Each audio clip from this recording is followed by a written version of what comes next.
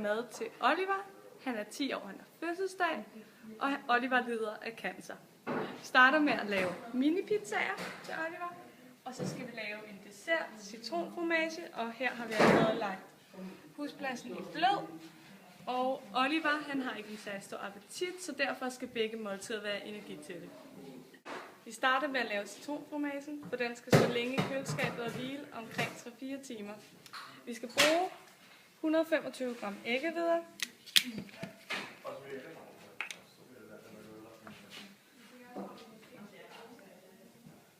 det er cirka en hel af dem her, og en lille smule.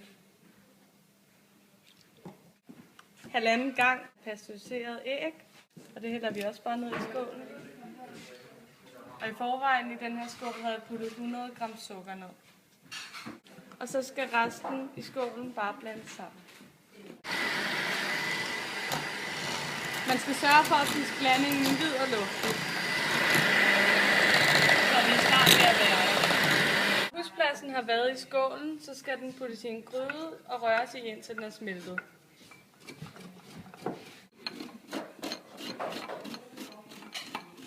Når jeg redder citronen, så blander jeg det sammen med huspladsen, som står her. Så hælder vi det bare ned i.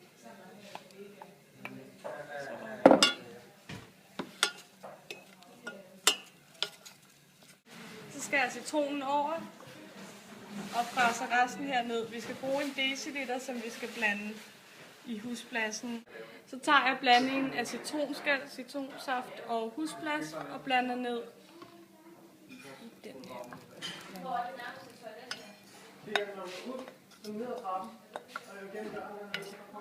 Jeg vil lige have det hele med. Og så rører vi det her godt sammen.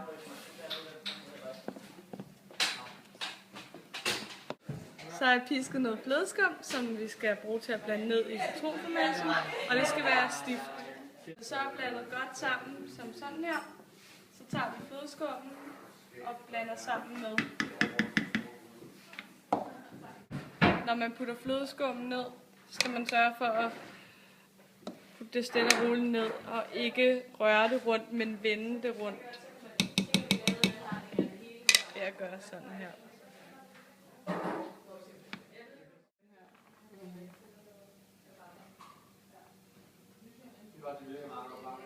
Som vi så før, så har vi så halveret noget pizzabrød og puttet noget tomatsauce over.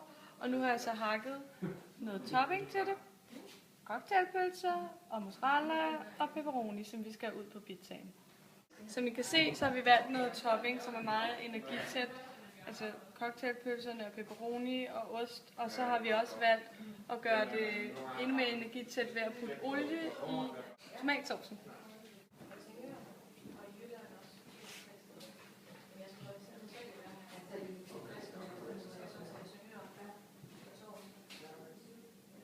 Så putter jeg pizzaen i ovnen.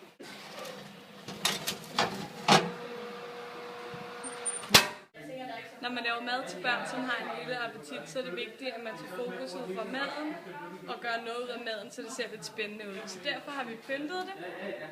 Det her det er citronfromagen, som vi har pyntet med paraplyer og stjerner, og der kommer lidt mandler som topping. Og med pizzaerne har vi gjort det så appetitligt ud og lavet lidt pynt herude i siden, så det ser spændende ud, når man serverer det. Og så er det også vigtigt, at omgivelserne er lidt friske at se. Og så her til sidst har jeg lavet en lille anretning til Oliver, som ser meget appetitlig ud og ikke er for stor, så det bliver overskueligt for ham at spise. Se med næste gang, hvor vi har Halloween-tema.